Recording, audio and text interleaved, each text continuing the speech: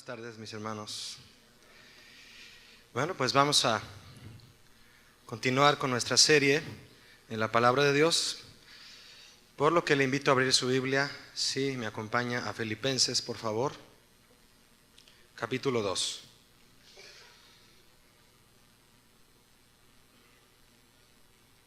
Vamos a leer Filipenses 2, versículo 12. La serie es la serie de la obediencia y este tema que quiero compartirles se titula La obediencia y el cristianismo. Dice así Filipenses 2:12: Por tanto, amados míos, como siempre habéis obedecido, no como en mi presencia solamente, sino mucho más ahora en mi ausencia, ocupaos en vuestra salvación con temor y temblor, porque Dios es el que en vosotros produce así el querer como el hacer por su buena voluntad.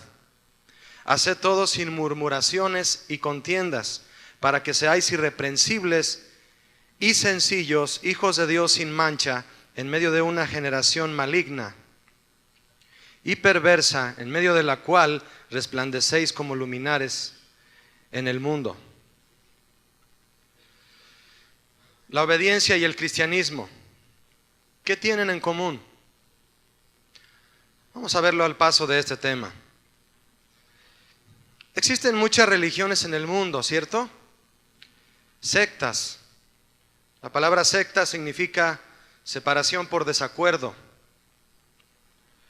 También hay muchas denominaciones, un número muy considerable, muchas.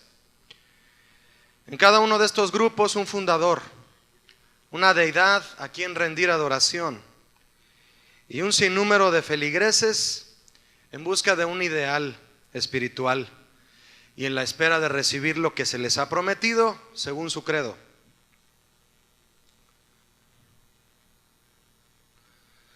Cristianismo, ¿qué es cristianismo?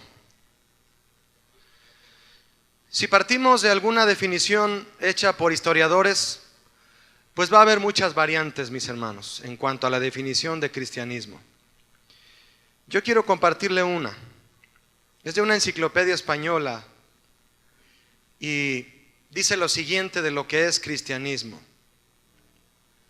El cristianismo es una religión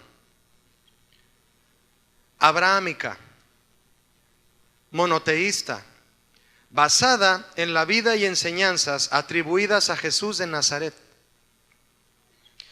presentadas en el canon bíblico y otras escrituras del Nuevo Testamento. Los cristianos creen que Jesús es el Hijo de Dios, así como el Mesías o Cristo, profetizado en el Antiguo Testamento, que murió para la redención de los pecados del género humano y que resucitó 3 días después de su muerte. ¿De cuántos de ustedes este es su credo? ¿Sí lo escuchó?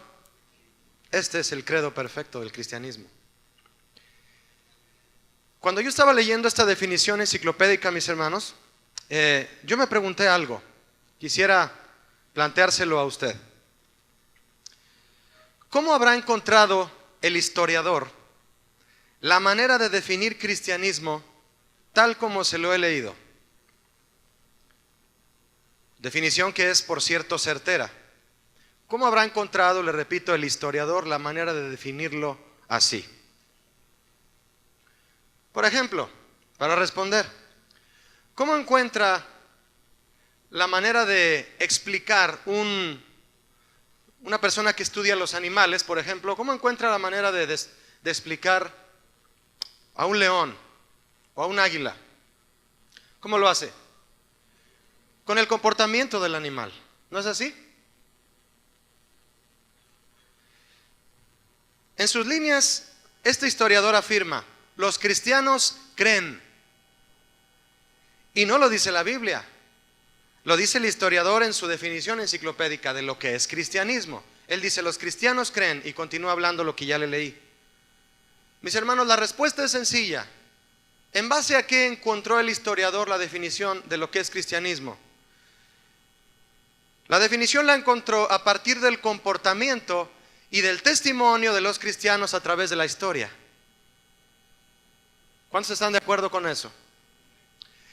Estudió a los cristianos a través de la historia desde su surgimiento, este y otros hombres que lo han hecho, y definen. ¿Qué es definir? Es juntar un cúmulo de ideas y de investigaciones para sacar una conclusión. Y este historiador dice, creen en Jesucristo, al cual se le atribuyen las enseñanzas del canon bíblico y del Antiguo Testamento, algunas del Nuevo Testamento, etcétera, etcétera, lo que le leí. Y luego dice, creen en Jesús el Hijo de Dios como el Mesías, el Cristo profetizado en el Antiguo Testamento y que murió para la redención de los pecados del género humano y resucitó al tercer día después de su muerte. No lo dice la Biblia así como él lo escribió. Él lo dedujo por el comportamiento que fue observando en los cristianos durante su historia desde su surgimiento. ¿Sabía usted, mi hermano, que nuestro comportamiento determina el fin de nuestra historia? ¿O determina nuestra historia? Tu comportamiento determinará el fin de tu historia. Es eso precisamente lo que le hizo ver al historiador en su mente y escribirlo, lo cual es la definición de cristianismo. Algo sencillo, aunque interesante para meditar, es que ciertamente la palabra cristianismo declara por sí sola su esencia, su propósito y su significado profundo. ¿Qué es cristianismo? Cristianismo es la vida de Cristo adoptada por un ser humano. Eso es el cristianismo. La vida de Cristo adoptada por un ser humano. Dije adoptada, no adaptada. Adoptar es tomar tal cual es. Adaptar es acomodarla. Es diferente, ¿no es así? No lo olvide, cristianismo es adoptar la vida de Cristo por un ser humano. Eso es cristianismo, mis hermanos. Cristianismo y cristiano son palabras derivadas de la palabra de Cristo. La palabra Cristo, mejor dicho. ¿Están de acuerdo? ¿Sí? ¿No están enojados? ¿No? Bueno. La palabra Cristo significa ungido. ¿Sí? Retomo. Cristianismo y cristiano vienen de la palabra Cristo. Cristo significa ungido. Y alguien ungido es alguien consagrado, dedicado a una tarea y a una forma de vida específicas. En este caso, Jesús fue ungido por Dios, lo que explica que Cristo, siendo Dios, porque la plenitud de la deidad habita en Jesús, dice Colosenses, Él es Dios. Cristo cumplió, siendo el Cristo de Dios, el ungido, cumplió una tarea específica y vivió un estilo de vida, el cual es el estilo de vida del Padre, porque Él es Dios. En el Antiguo Testamento los sacerdotes eran ungidos con un aceite preparado tal como Dios lo pedía. El aceite era derramado en el sacerdote, lo cual representaba, marcaba al sacerdote como alguien consagrado para una tarea especial y un estilo de vida especial, separado totalmente del estilo de vida de los demás israelitas en las tribus de la nación. El sacerdote era ungido para una tarea especial y una forma de vida especial. Cristo es el sumo sacerdote. Él fue ungido, por eso es el Cristo. Jesucristo significa el Salvador ungido. Él fue ungido para una tarea especial que de hecho nadie puede repetir ni volver a hacer ni pudo haber hecho. Y su estilo de vida semejante al del Padre. Él es Cristo. Cristianismo surgió de Cristo. Y cristiano también. Mire, mi hermano, aunque Cristo es la raíz del cristianismo, el nombre de cristianos no fue dado a él, por él a sus seguidores. No fue dado por Jesús el nombre de cristianos. ¿Sabía eso usted? ¿Que Jesús jamás llamó cristianos a sus seguidores? Jamás. Jesús a sus seguidores los llamó en algunas ocasiones siervos. Y tiene un significado profundo, ¿cierto? Y salió del corazón de Jesús. Fue un término que brotó del corazón de Jesús. siervos. También les llamó hermanos. También les llamó a sus seguidores discípulos. También les llamó amigos en Juan 15. Y por el hecho de recibirlo a Él, nosotros hemos recibido, y los que le han recibido, del Padre la potestad de ser también, ¿qué? Hijos. Pero nunca los llamó cristianos. El término siervo, hermanos, discípulos, amigo e hijo salió del corazón de Dios, de Jesús, para su iglesia, su pueblo. Pero el término cristianos no. ¿Por qué somos siervos? Porque somos esclavos de Jesús y Él nos determina así cuando somos sus esclavos por amor. ¿Por qué somos sus hermanos? Porque somos de la familia de Dios y Él nos llama así, Jesús. ¿Por qué somos sus discípulos? Porque somos aprendices de su palabra. ¿Por qué somos sus amigos? Él lo dijo, porque Él nos ha declarado las cosas que el Padre le dijo, y eso no hace un Señor con su siervo, sino con su amigo. Y somos hijos de Dios porque hemos recibido a Jesucristo y el Padre nos dio esa potestad. Pero ¿por qué somos cristianos? Ya le di la razón de por qué somos siervos, discípulos, amigos, hermanos e hijos. Ahora le pregunto, ¿por qué somos cristianos? Cristianos fue el nombre usado por primera vez para llamar así a los primeros seguidores de Cristo en una comarca que se llamó Antioquía. Si usted quiere corroborarlo después, eso está en Hechos 11. Iban por la calle los seguidores de Jesús y les llamaban cristianos a los seguidores de Jesús. ¿Qué significa cristiano? Sabemos el trasfondo de la palabra siervo, discípulo, amigo, hermano, hijo, pero ¿qué significa cristiano? En el griego significa pequeño Cristo, ¿cierto? Eso significa un Cristo pequeño, un seguidor de Cristo, un pequeño ungido, un pequeño consagrado. Lo interesante detrás de esto, mis hermanos, es lo siguiente. A manera de cuestión se lo presento. ¿Por quién les fue dado a los seguidores de Cristo este término y a qué se debió que los llamaran así?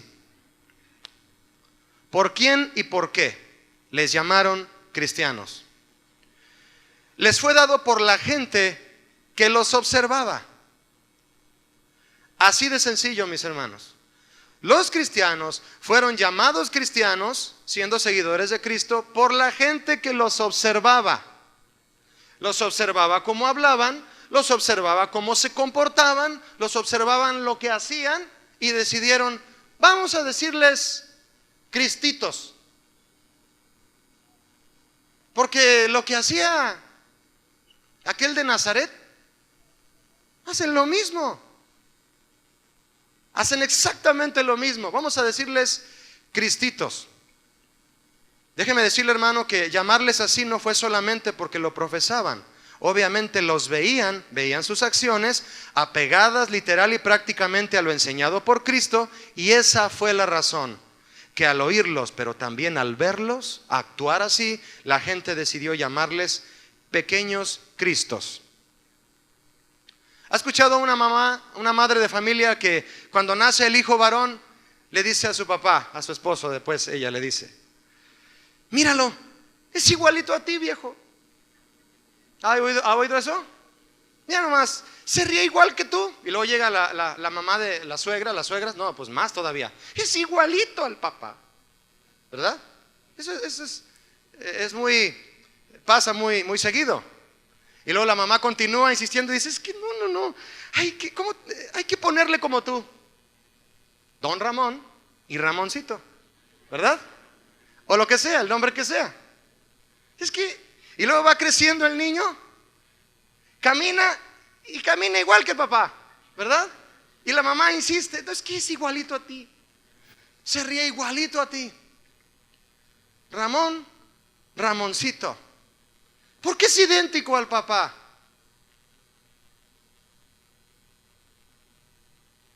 Y luego llaman a la casa por teléfono y contesta el papá o el hijo. Como en una ocasión un amigo mío llamó a la casa Mi papá todavía vivía y él respondió, y mi amigo era muy bromista. Y al contestar mi papá dijo, bueno, mi amigo dijo, ¿qué onda? ¿Cómo estás? Y mi papá dijo, ¿quién habla? Y mi amigo, no te hagas, tu papi rey. Bromeando, y mi papá, ¿quieres hablar con Julio, verdad?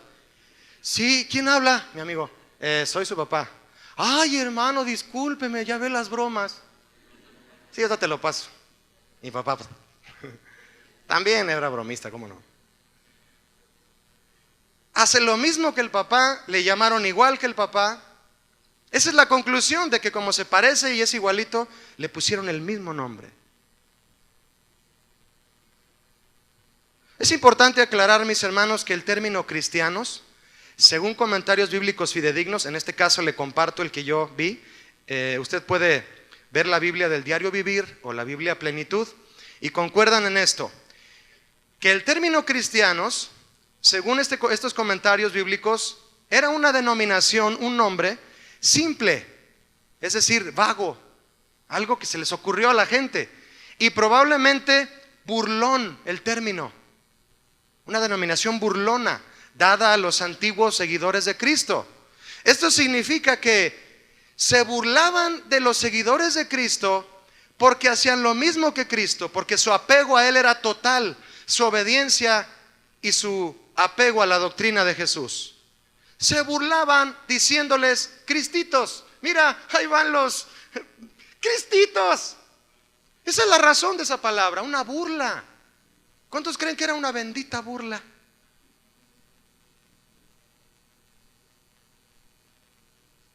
¿No te gustaría que se burlaran de ti porque te comportas en un testimonio santo y fiel a Dios y te digan, ahí viene el cristiano? Estás ahí en tu trabajo y están en las copiadoras, yo no sé, y ahí viene el cristiano. ¿Sabe cómo me decían a mí en donde yo trabajaba? Me decían el santo. En una ocasión, en un intercambio navideño, me regalaron una máscara del santo. Creo que ahí la tengo todavía. De broma, sí, ahí está para el santo. A mí me encantaba eso, que me hicieran eso, porque yo aprendí esto desde entonces y decía, es que si la burla es porque trato de hacer lo que Dios dice, no, pues bendita burla. ¿No lo cree? ¿A cuántos les gustaría que se burlaran de ustedes por esta razón? Es obvio. Los creyentes de aquel entonces, al oír que les llamaban así, sabiendo que era por su obediencia a Cristo, se alegraban. Se alegraban. ¿Por qué se alegraban? Porque significaba que la palabra cristiano era sinónimo de obediencia a Cristo. Si me gritan cristiano, es que me parezco a Él.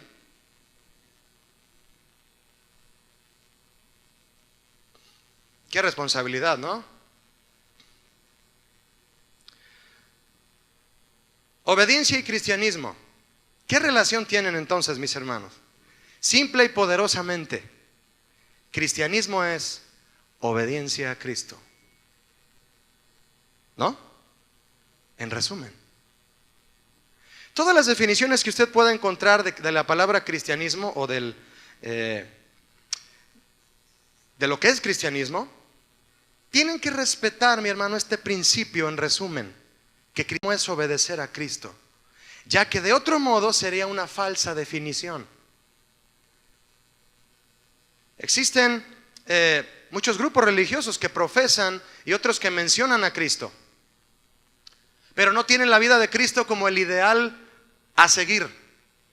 ¿Conoce usted alguna denominación, secta o religión que menciona a Cristo pero no vive en la vida de Cristo?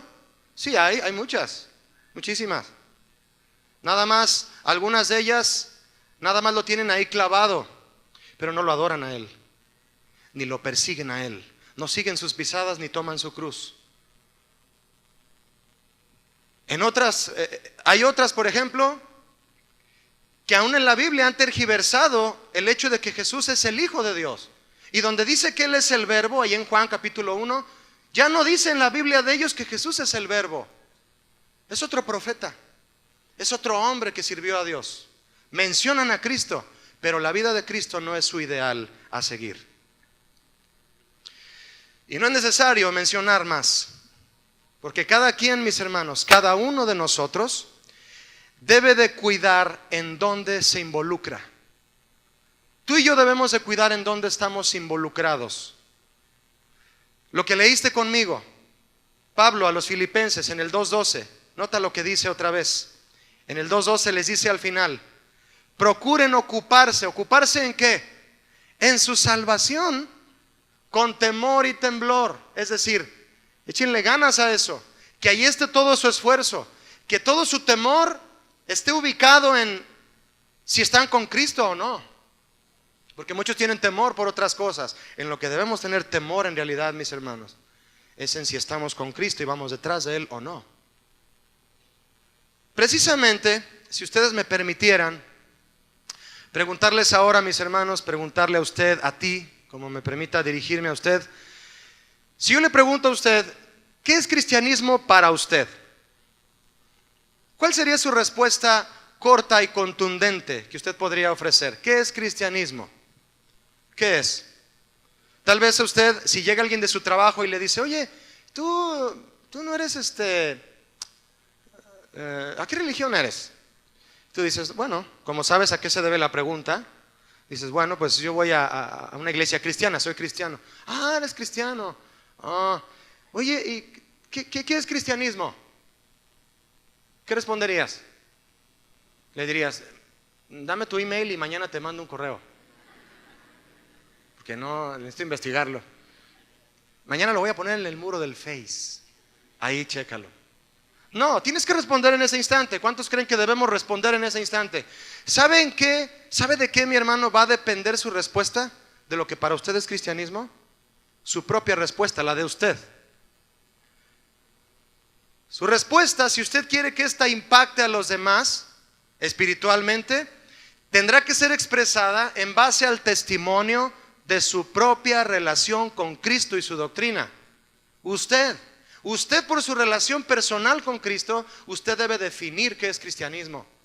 Porque hay personas a quienes les preguntas qué es cristianismo y voltean la mirada y te dicen, cristianismo, porque tú vas a la iglesia cristiana, ¿verdad? Sí, cristianismo, pues hay una iglesia cristiana, y ahí cantamos, bien padre cantamos, y no, nos enseñan unos valores bien valiosos, nos enseñan valores de la vida para caminar en la moral, valores.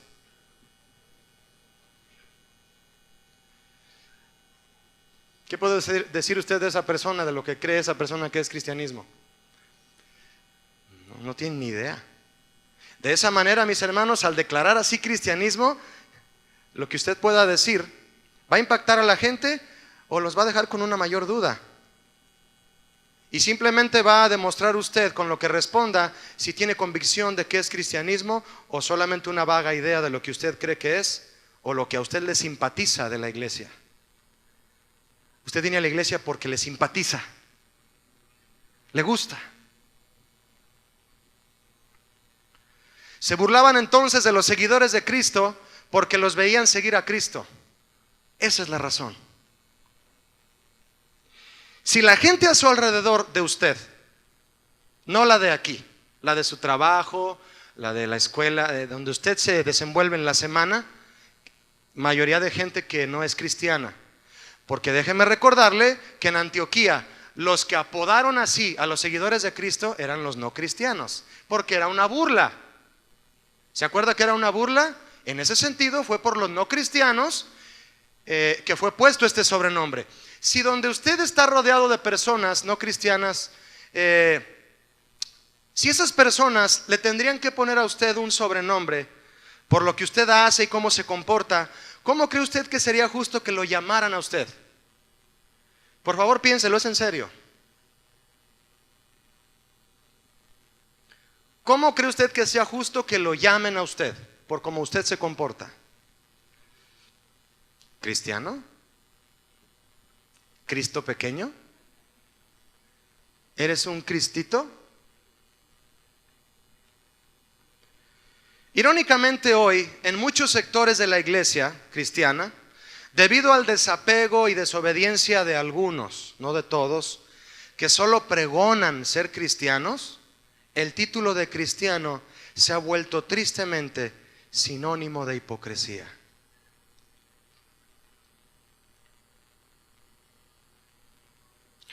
La obediencia a Dios, mis hermanos, genera la producción de frutos del Espíritu Santo. ¿Cuántos están de acuerdo con eso? Si tú obedeces las leyes de Dios, el Espíritu Santo llena tu corazón. Si tú eres templo del Espíritu Santo, si Él guía tu vida, como dice Romanos 8:14, si eres hijos de Dios, eres guiado por el Espíritu de Dios. Si el Espíritu Santo guía tu vida, habrá frutos del Espíritu Santo. Es por tu obediencia. Eso desencadena la obediencia. ¿Pero qué desencadena la desobediencia? Las obras de la carne. Es obvio, no hay un término medio. O producimos obras de la carne o producimos frutos del Espíritu Santo. Tú puedes estar en una obra de la carne insistente sin abandonarla.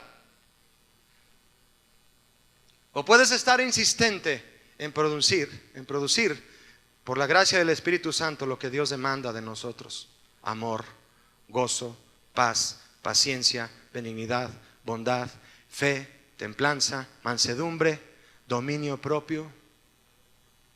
Nada que ver con adulterio, hechicerías, celos, iras, contiendas, fornicaciones, borracheras, chismes.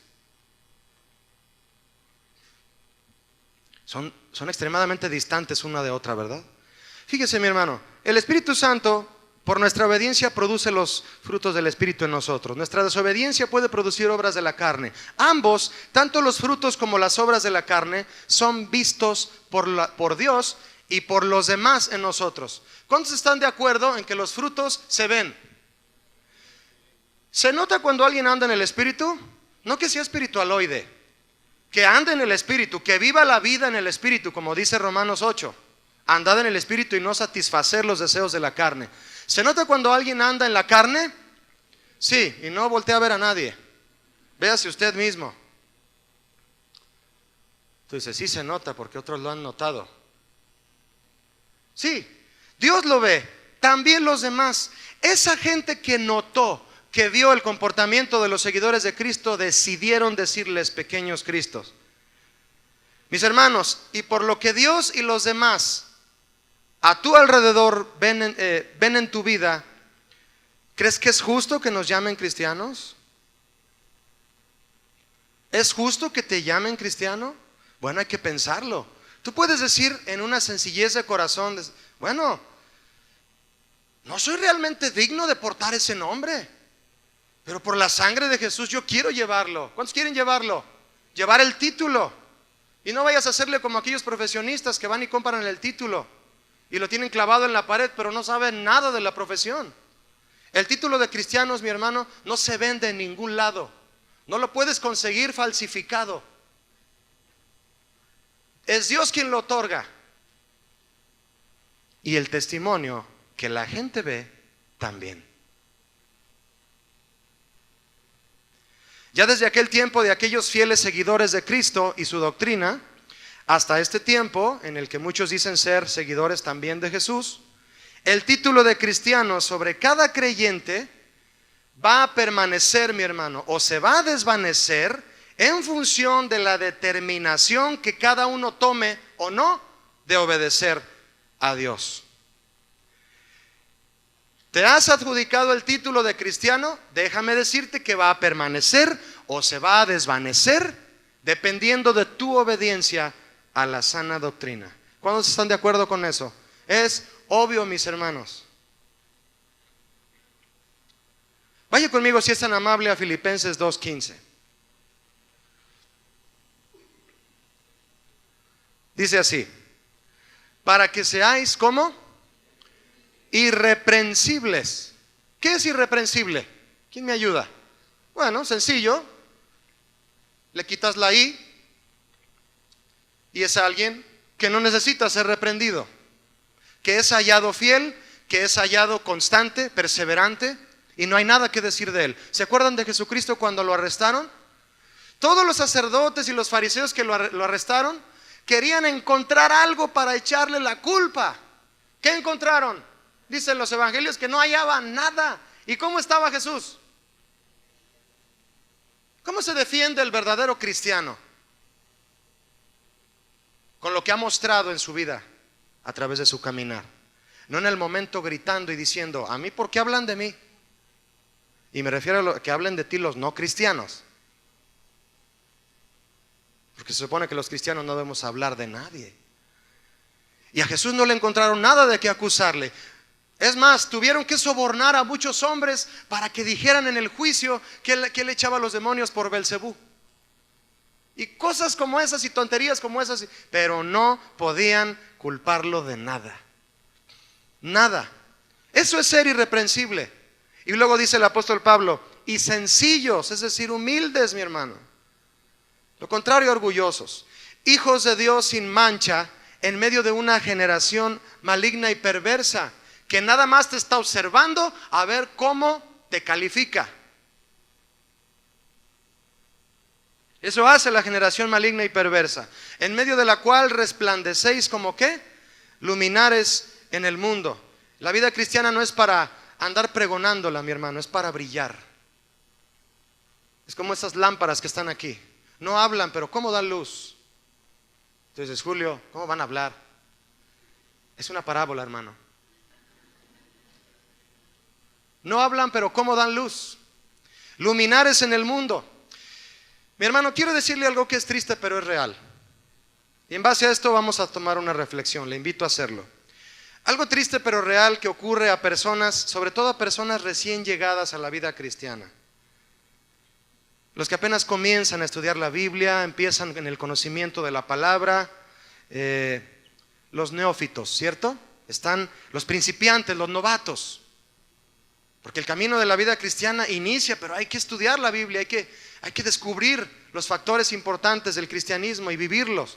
Estas personas llegan a la vida cristiana, apenas están comprendiendo que hay que mirar a Cristo y nada más a Cristo, pero corren el riesgo de que ponen sus ojos en los cristianos, y algunos cristianos por su desobediencia, por su doble vida, los desaniman, los hacen sentir frustrados. Conmigo vino una persona que me dijo, era una chica, me dijo, no sé qué estábamos platicando, y me dijo, yo estoy decepcionado de los cristianismos, Julio. Así me lo dijo, yo estoy decepcionado. ¿A mí? ¿El cristianismo? No. Es obvio que yo le expliqué y le dije, mira, te voy a aclarar más el asunto que traes en tu mente. De lo que tú estás decepcionada es de algunos cristianos que te dieron mal testimonio.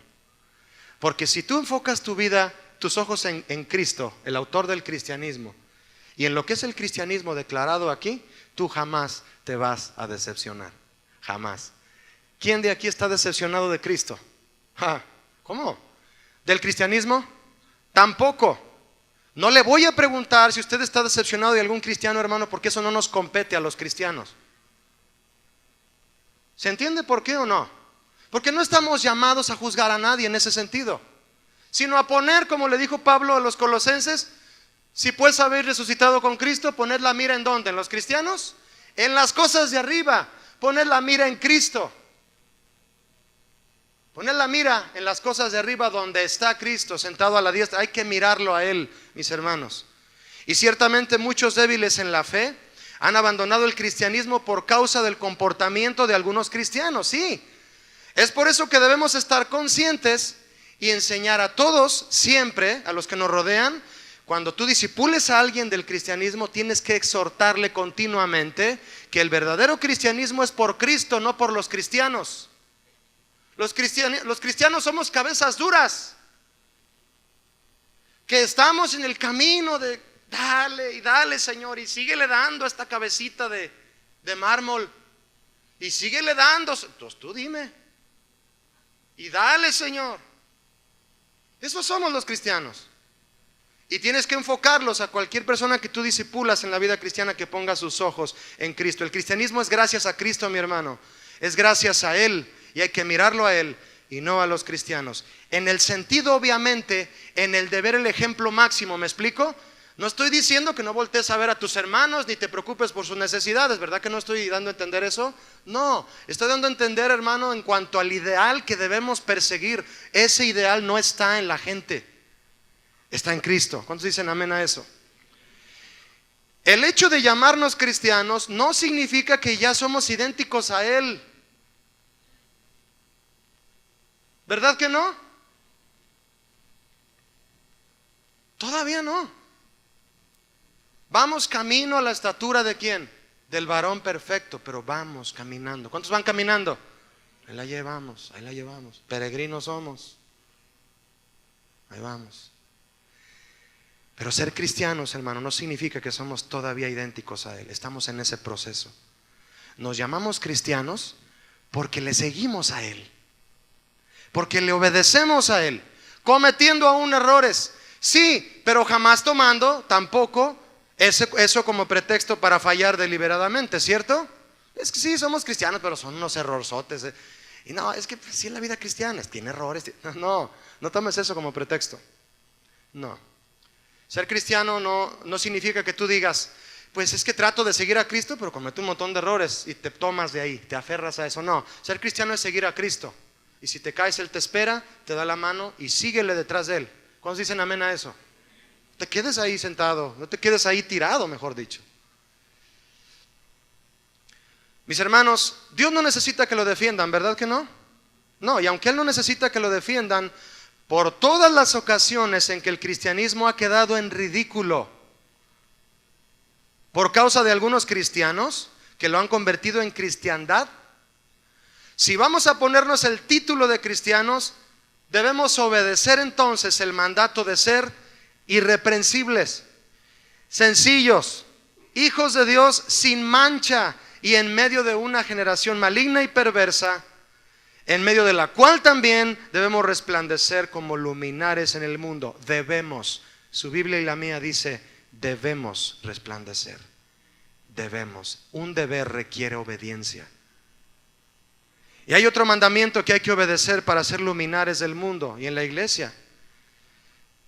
Filipenses 2:14, ¿me ayuda a leerlo? Tiene 1, 2, 3, 4, 5, 6 palabras este mandamiento. Dice así, ¿lo tiene? Debemos ser irreprensibles, pero dice aquí, haciendo todo, ¿sin qué? Murmuraciones y contiendas. Le voy a dar un consejo, mi hermano. Crea que me lo doy a mí también. Cuando usted esté a punto de hablar de alguien más, mejor póngase a hablar de usted. ¿Me di a entender? Le recomiendo que hable de usted. Que cuando llegue con otra persona, se disponga a decirle, oye, ¿sabes qué? ¿Te puedo platicar algo? Sí, alguien de confianza, ¿verdad? Traigo una falla y que debo corregir delante de Dios. Te la quiero decir. ¿Cuándo hacemos eso, hermano? Y traemos una viga insistiendo en sacar la paja en el ojo del hermano. Sin murmuración y sin ¿qué más? Sin pleitos, sin pelear. Es obvio, la murmuración es el veneno que empieza a meterse para meter pleito. ¿Sí o no? Recuerde que la murmuración es un fruto, es una obra, de la carne. Sabemos entonces, mis hermanos, por la palabra de Dios, que obedecer es el factor imprescindible para que la vida de Cristo sea una realidad. ¿Cuántos quieren que la vida de Cristo sea una realidad? Y no solo lo arrojamos al aire. ¿Cuántos quieren la vida de Cristo? Se arroja al aire, la invitación. Yo quiero que sea una realidad. Y para que sea una realidad, y el hecho de que yo me denomine a sí mismo cristiano, debo estar dispuesto a la obediencia. ¿A cuál? A lo que ya nos han enseñado. Muchos son los factores imprescindibles que tiene el cristianismo, mis hermanos. Y la Biblia nos presenta la obediencia como el motor que acciona a todos esos factores. Permítame darle un ejemplo. Cristianismo, factor importante en él, la fe. ¿Cree usted que la fe es un factor importante en el cristianismo? Claro, dicen, sí. ¿Qué pasa? Le pregunto a mi hermano, ayúdame a responder. ¿Qué pasa con la fe sin la obediencia? ¿No se duerman? ¿Qué pasa con la fe sin la obediencia? Dice Santiago que es muerta. La fe sin obras es muerta. ¿A qué se refiere con obras ahí? Lo que Dios te pide que hagas. Lo que Dios te pide que hagas. ¿Por qué la fe sin obras es muerta? Porque la obediencia es la que acciona las obras y es muerta si no se obedece. Eso dice Santiago 2:20. De hecho, le quiero invitar a que lo lea conmigo si me acompaña. Santiago 2:20. Dice así: ¿mas quieres saber, hombre vano, que la fe sin obras es muerta? Eso dice Santiago 2:20. Y Santiago, mis hermanos, continúa enseñando a los cristianos de su tiempo con respecto a esto diciendo, vea por favor el 14, verso 14 de Santiago 2. Hermanos míos, ¿de qué aprovechará si alguno dice, hermano, diga conmigo fuerte, decir o hablar, que es lo mismo, hablar? Continúa. ¿De qué aprovechará si alguno dice que tiene fe? Es decir, ¿de qué sirve que alguno diga que es cristiano? Sino que tiene obras, si no obedece, punto. ¿De qué sirve el decir sin el hacer? Y preguntó Santiago, ¿podrá la fe salvarle? Es decir, ¿podrá, llamándose solamente cristiano sin obedecer, ser salvo? Cada uno de nosotros sabe lo que Dios está pidiendo de nosotros ahora mismo. Cada quien. Dios ha llegado a tu corazón aún a través del tiempo de la adoración, de la administración, de los cantos. Dios hablándote. Necesitas hacer esto. Cada uno sabe lo que Dios le está demandando. Y el decir, mi hermano, no sirve sin el hacer. ¿Qué quiere decir esto? Que por más que alguien asegure tener fe, decir que cree en Dios, más que cualquier religioso y asistir a la iglesia de mayor renombre, si no obedece ahora mismo lo que Dios le demanda, su fe es muerta.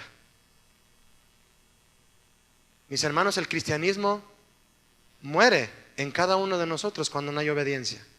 El título de cristiano se desvanece. Dice Santiago, ¿podrá la fe salvarle? En el versículo que leyó usted conmigo, el 14, ¿podrá la fe salvarle? Esto no significa que la fe junto con las obras es lo que salva, no, sino que el hecho de creer sin obedecer anula la fe, por la cual o por medio de la cual se recibe la salvación. Dice Efesios 2:8. Sois salvos por gracia, ¿cierto? Por medio de la fe. Es el conducto que tú pones al Señor para recibir la salvación. Pero si no hay obediencia, ¿qué es la fe? Diga conmigo, está muerta.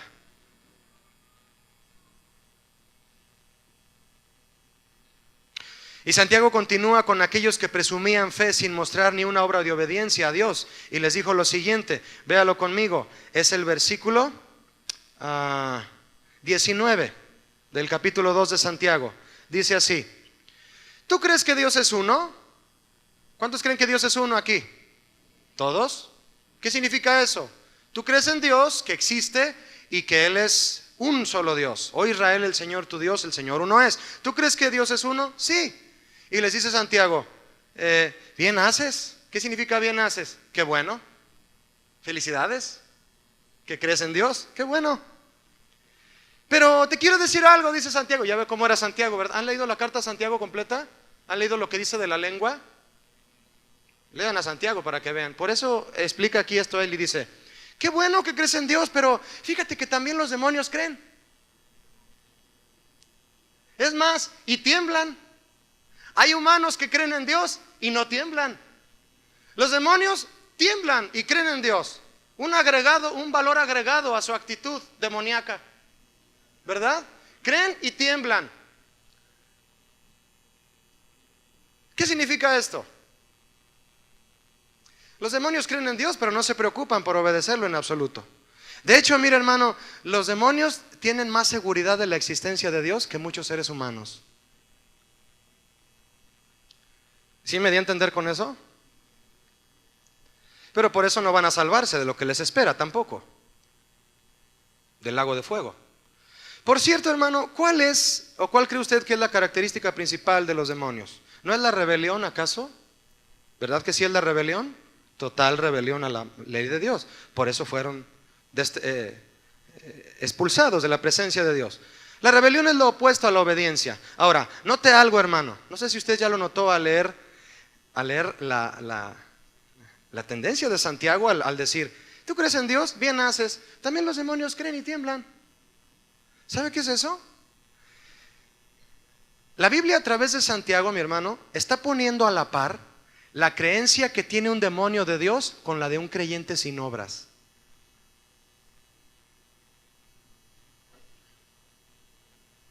Los demonios creen, ¿sí? ¿Y tú también crees? Y ambos carecen de obediencia. Están a la par. La creencia de un demonio y la de un creyente sin obras son igual. De un cristiano que no obedece, que no deja ese pecado, que insiste en el pecado deliberadamente, que pisotea la sangre de Cristo y ya no hay ningún remedio para él. Tenga cuidado, porque la comparación es contundente.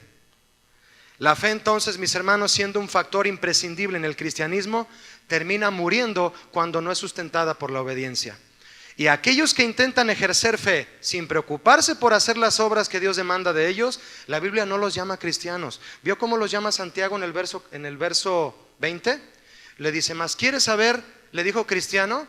¿Más quieres saber, cristiano, que la fe sin obras es muerta? ¿Eso les dijo? ¿Lo están leyendo? ¿Cómo les dijo? ¿Más quieres saber, hombre vano? No nos queda, mis hermanos, llamarnos cristianos si decimos que ejercemos fe sin obedecer a Dios. Nos queda llamarnos vanos, huecos. No existimos en ese sentido, figuradamente hablando. No somos reales como cristianos.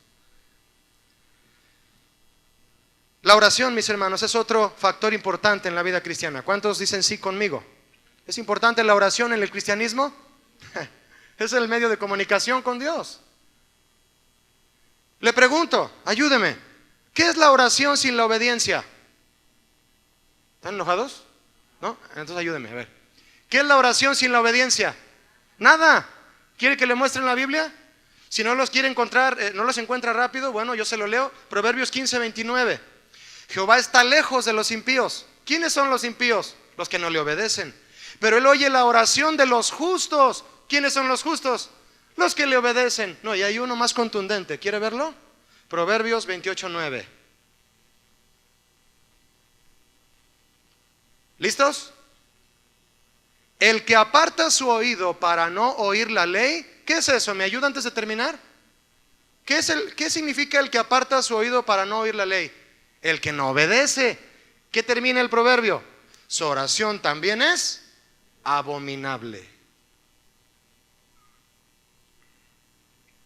¿No estás obedeciendo a Dios, mi hermano, en algo que Él está demandando de ti? Joven, adolescente, ¿no estás obedeciendo a Dios en lo que Dios te está pidiendo ahora? Ni te molestes en orar. No pierdas tu tiempo, hermano. Varones casados, ¿hay aquí algún varón casado? Ni uno. ¿Hay aquí algún varón casado que le guste orar a Dios? Amén. ¿Verdad? Ándale, viejo, di que sí, ¿verdad? A ti te gusta orar mucho, ¿verdad? Las hermanas siempre ahí. ¿Hay aquí algún varón casado que le gusta orar a Dios? Hay muchos. Yo conozco muchos. ¿Recuerdan el consejo, varones casados, que les gusta orar a Dios? ¿Recuerdan el consejo de Pedro con respecto a la oración? Pedro dijo, maridos, igualmente, vivan con sus esposas, ¿cómo? Sabiamente. Le pregunto, varón casado, ¿para vivir sabiamente con tu esposa se necesita obediencia? Y las hermanas son las que responden, sí, ¿verdad? Ayer sábado preguntaba todas estas cosas y puras mujeres me respondían. Y los varones así, ¿verdad? No, ahí están los varones, yo sé que respondían. Lo que pasa es que hablan más bajito, hablan más varonil. Sí, ¿verdad? Bien, vosotros maridos igualmente vivid con ella sabiamente. ¿Requieres obediencia, varones casados? Sí, dando honor a la mujer como a vaso más frágil y como a coherederas de la gracia de la vida, para que vuestras oraciones no tengan ¿qué? Ahí estás en el cuarto orando por tu negocio, tu trabajo, que te asciendan, que te paguen más, y nomás ves rebotar las palabras en la pared. Señor, pum, pum. Te pido, Señor, pum. Porque ya está tu esposa esperando que tú vayas y arregles ese conflicto que tú provocaste. Es que ella lo provocó, pastor. Pues de todos modos, ve, cabezón. Porque tú eres la cabeza, tú eres el de la iniciativa para arreglar los conflictos matrimoniales. ¿Sí o no, varones? Y las hermanas, sí. ¿Cómo que ella empezó y por eso no arreglas el problema? Por eso tus oraciones no son escuchadas. Tienen estorbo. ¿Y sabes qué es estorbo? Es oración frustrada. Y dice Primera de Juan 5 que si no oramos conforme a la voluntad de Dios, ¿qué pasa? Él no nos oye. Ve y arregla esa situación con tu esposa. Aunque vayas y le digas, tú empezaste. ¿Verdad? Que sí somos. El orgullo ahí. Pide perdón aunque tú hayas sido el ofendido. Y ve cómo todo cambia. La santidad, mis hermanos, un tercer factor importante en la vida cristiana. Permítame otra vez la pregunta. ¿Qué es la santidad? ¿Qué es la vida en santidad sin obediencia? ¿Será posible la santidad sin obediencia? Desde luego que no. Pero antes déjeme aclararle algo para hablar de la vida en santidad con respecto a la obediencia. Ningún creyente, escuche hermano, la Biblia lo dice, ahorita lo vamos a ver aquí. Ningún creyente es santificado por su obediencia. ¿Sabía usted eso? Ofrecer sacrificios era un acto de obediencia. Y dice Hebreos que los sacrificios como obras en sí no podían hacer perfecto en cuanto a la conciencia al que los ofrece. La obediencia no santifica a nadie. ¿Sabe qué es lo que santifica, mi hermano? La sangre de Cristo. Eso es lo que santifica. Tú estás frente a Cristo, Él derrama simbólicamente, obviamente, su sangre sobre ti y eres santificado. Eso lo dice Hebreos 10:10. El creyente es santificado por la sangre derramada de Cristo en su sacrificio. Una vez que ya fuiste santificado, tienes la responsabilidad a vivir en santidad. La santificación viene de Cristo, de nadie más, no viene de tus obras. Es que yo soy santo porque he dejado de hacer todo eso. No, eso de que dejaste de hacer es fruto de que fuiste santificado. Tu vida en santidad es un fruto de que Dios te ha santificado. Y la plataforma donde se lleva a cabo la vida de santidad es la obediencia.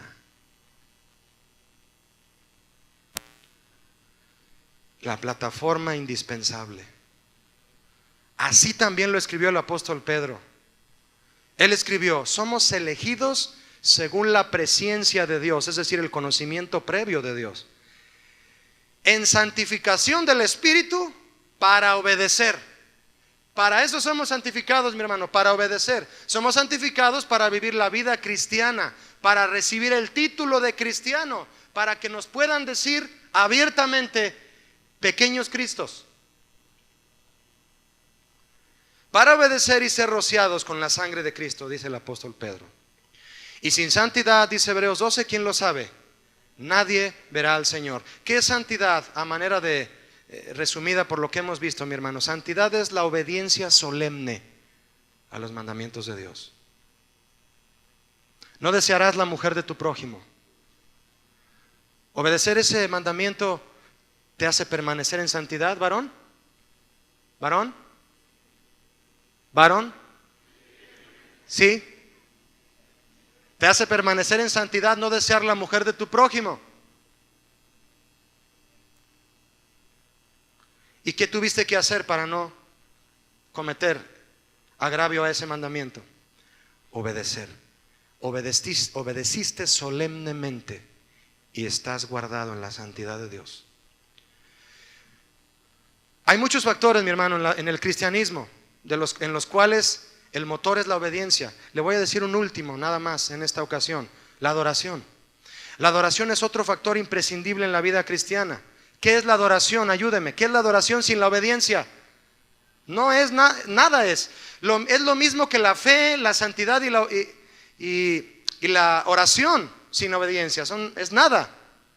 De hecho, Jesús enseñó que la adoración al Padre debe ser ofrecida en espíritu y en verdad. David enseñó cómo adoramos al Señor a manera de expresiones artísticas. Y obviamente dio las razones, porque Él es santo, porque Él es digno, porque Él es bueno, pero decía, alabad a Dios con cánticos, con pandero y danza, el Salmo 150, con flautas, con a son de bocina, y todo eso lo usaba David. Pero se ha quedado plasmado durante mucho tiempo, mis hermanos, en la iglesia, la idea de que adoración son cantos. Adoración, mi hermano, la esencia de la adoración no son los cantos, es parte de, pero no son los cantos. Jesús confirmó esto diciendo que al Padre se le adora no con pianos y guitarras, se le adora en espíritu y en verdad.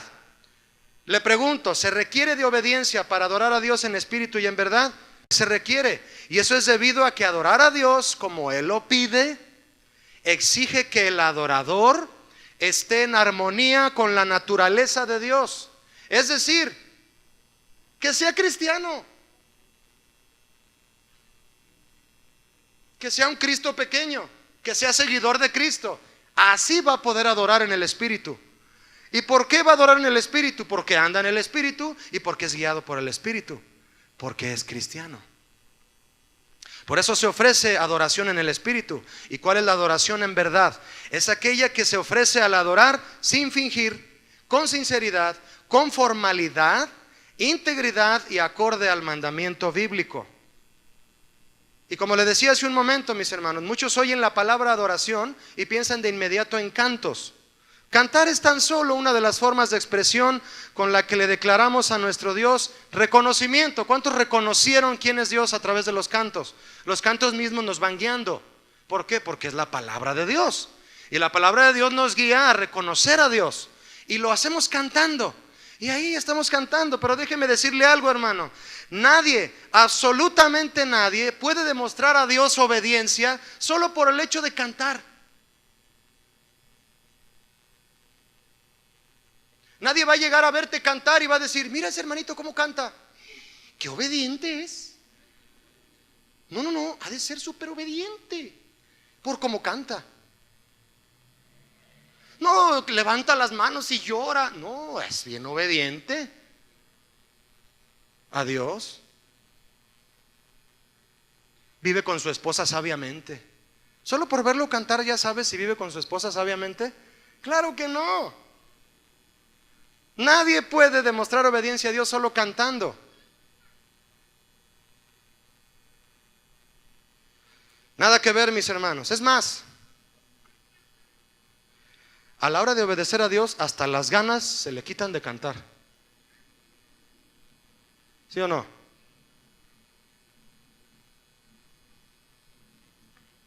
Porque cantar nada cuesta, pero obedecer cuesta todo. Para cantar cualquier mariachi le entra. No lo dice la Biblia, no lo busque. No es un proverbio. Pero para obedecer, solo los verdaderos adoradores le entran.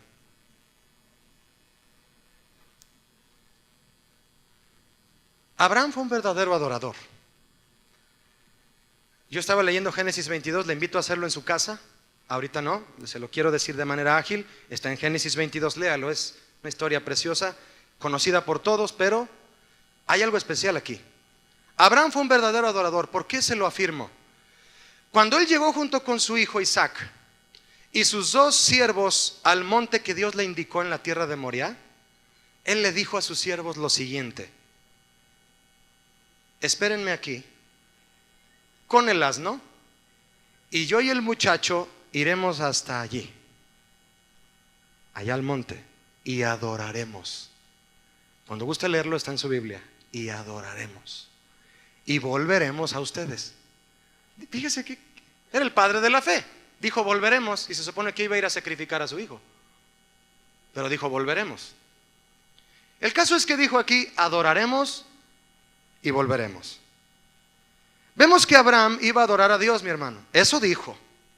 Dijo que iba a ir a adorar a Dios, pero no llevaba un arpa, no llevaba un himnario, no llevaba una guitarra, no había calentado la voz.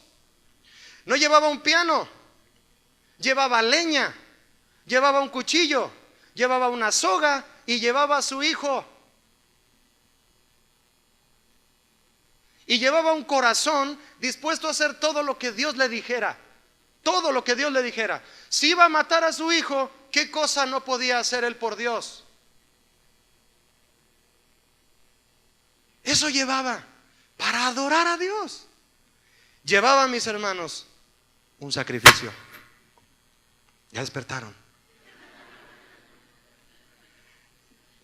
Llevaba un sacrificio. Gracias, hermanos del sonido.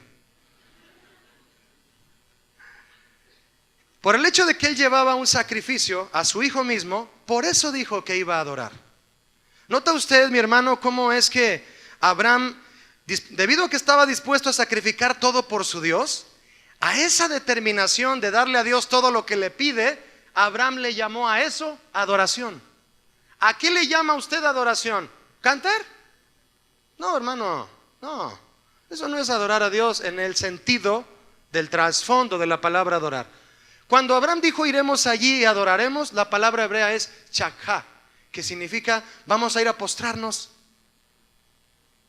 vamos a ir a rendirnos delante de Dios. Eso iba a hacer Abraham. Lo demostró, pero levantó el cuchillo. Y antes de dejarlo caer, Dios dijo: me adoras de verdad, Abraham.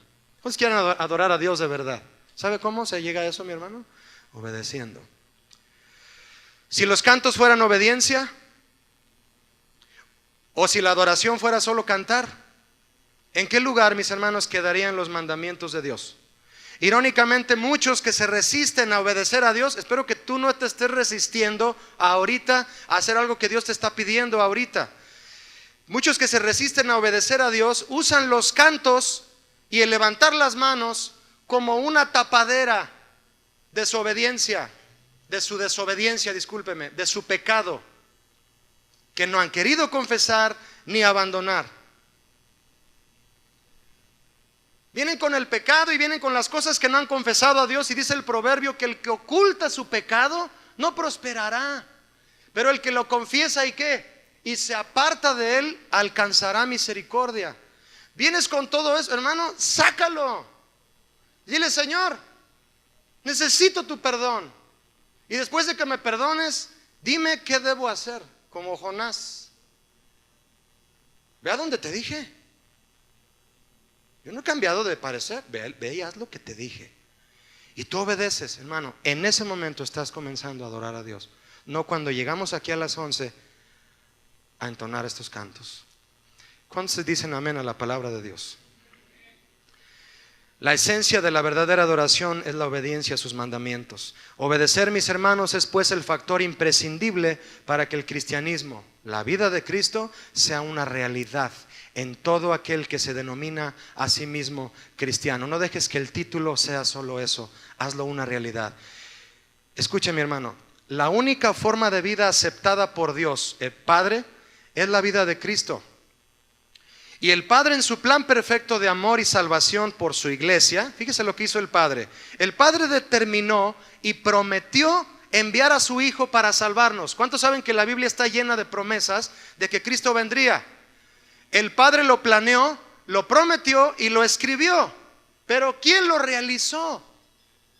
¿Quién lo realizó? ¿Quién lo aterrizó el plan del Padre? Cristo. Dígame, ¿con qué? Con su obediencia. Le repito, mi hermano, el Padre lo escribió, Cristo lo realizó. El cristianismo es igual. Recibimos el título, decimos que somos cristianos, pero se hace una realidad cuando obedecemos. ¿Sabía usted que a Cristo le llama la Biblia en Juan y en Apocalipsis? Fue el mismo autor, Juan, le llama el verbo de Dios. ¿Qué es un verbo? Es una acción. ¿Por qué Jesús es el verbo de Dios? Porque Jesús puso en acción lo que el Padre dijo. Si tú no pones en acción lo que el Padre te dice que hagas, no somos cristianos. Él es el verbo hecho carne, es la palabra en acción. El Padre prometió, Cristo lo realizó. ¿Cómo? Obedeciendo. Y su obediencia fue al límite de la muerte. ¿Y cuál muerte, mis hermanos? Dice Filipenses 2 también, muerte de cruz. Así como la obediencia de Jesús puso en acción el plan del Padre, nuestra obediencia pone en acción todos estos factores que le he compartido. Tú sabes que debes vivir en santidad, sabes que debes orar, sabes que debes tener fe y sabes que debes, se me fue el otro, tener fe, orar, vivir en santidad y adorar. Sabes que nos corresponde todo eso como cristianos, pero si no obedecemos se queda en el aire, se queda solo en la Biblia. Y el Señor quiere que la palabra se haga carne en nuestro corazón. Aunque sea de piedra, se puede hacer carne. ¿Cuántos dicen amén? Mis hermanos, poniendo su atención, le invito a leer por último y oramos Filipenses 2:13. Por favor, ayúdeme, acompáñeme. Dice Filipenses 2:13. Y mientras lo encuentre, le hago el comentario siguiente. ¿Cuántos saben que el Señor valora nuestro esfuerzo por obedecer? Sí, el Señor es bueno. Y Él sabe que si tú tropiezas en tu camino de obediencia, bueno, Él te va a levantar. Pero hay que seguir adelante luchando la batalla de la fe. El Señor, mis hermanos, nos provee de fuerza y de algo más. Dice Filipenses 2:13, porque Dios es, ¿quién es? Dios, el que en vosotros produce así el querer como el hacer por su buena voluntad. Él pone en ti un deseo de obedecer y Él te va a ayudar a que sea cumplido. Pero ¿cuántos quieren ir detrás de Jesucristo para lograr eso? Por eso somos cristianos, mi hermano, porque seguimos a Cristo. Vamos a orar, le pido que me acompañe y de manera muy personal preséntele al Señor su situación, su corazón, su entrega en el sentido de reflexionar qué es el cristianismo y qué significa ser cristiano. Si usted tiene una idea clara de lo que eso es, qué significa, hable con el Señor y dígaselo a Él. Señor, yo quiero ser irreprensible. No solo eso, Señor. Quiero dejar de murmurar. Quiero dejar de ocasionar contiendas. Quiero ser sencillo.